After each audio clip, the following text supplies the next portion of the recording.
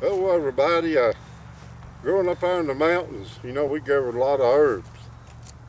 Gosh, we didn't have no way to make a living hardly, and we'd go out in the woods and we'd gather log moss and poor galax and beewood leaves and ginseng, anything we could find, make a dollar off that.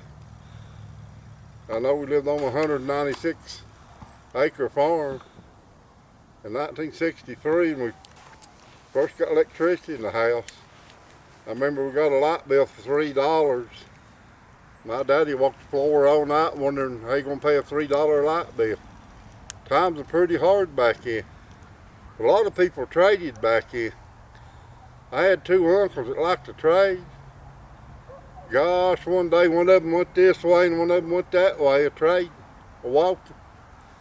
They come home at evening, both of them bought a horse apiece.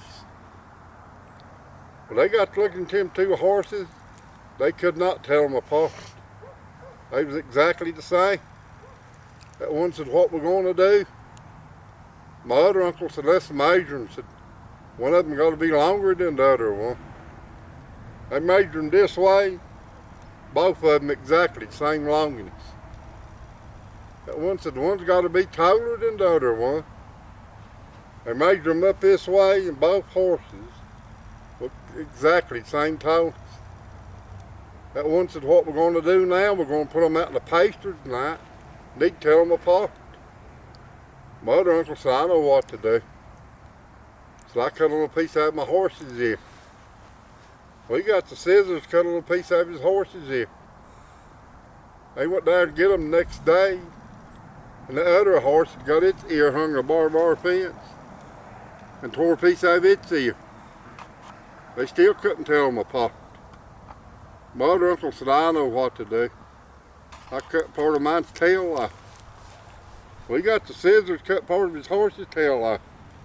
That night, the other horse got its tail hung on the barbed wire fence and tore part of its tail off. They went down there to get them, still couldn't tell them apart. My other uncle said, "What we're going to do now?" Well, my other uncle was standing there, he took his hat off, scratched his head, said, "Ain't but one thing we can do." Said, "You take the black and let me keep the white."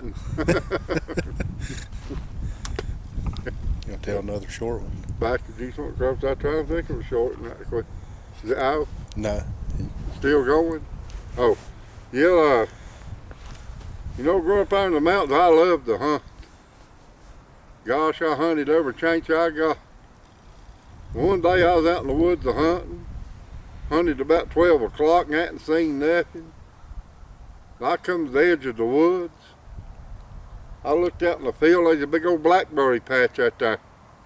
Gosh, there's blackberries that big are hanging out there. And I was hungry and I laid my gun up against a tree.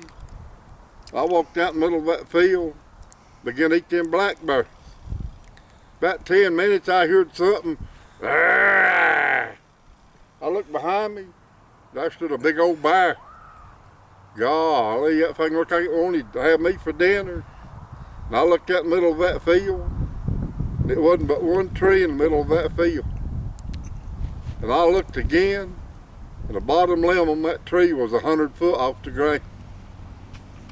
But I ran at that tree as hard as I could run. That bear took after me.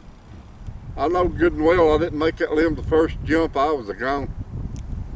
I got that tree and that bear right behind me. I jumped hard as I could jump, and I missed that limb slicker than a whistle. But I'll let you know one thing, I caught it coming back down.